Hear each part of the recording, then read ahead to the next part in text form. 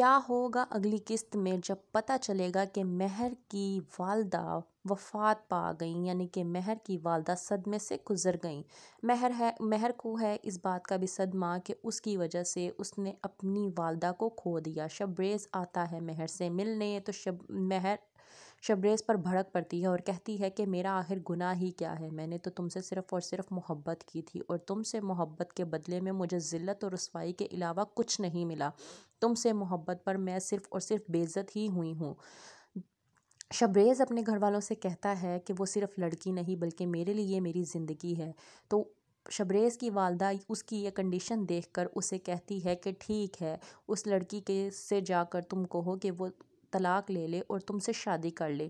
وہ اپنی ماں کی بات سن کر مہر کے پاس جاتا ہے اور مہر کو سمجھانے کی کوشش کرتا ہے، لیکن مہر ایک نہیں سنتی۔ شبریز مہر سے کہتا ہے کہ تم اس سے ڈیورس لے لو، تم کیوں نہیں سمجھ پا رہی کہ میں تمہارے بغیر نہیں رہ سکتا، تم میرے لیے میری جان سے بڑھ کر ہو، میرے لیے میری زندگی ہو۔ لیکن مہر شبریز کی ایک بھی بات سننے کو نہیں ہوتی تیار، اور وہ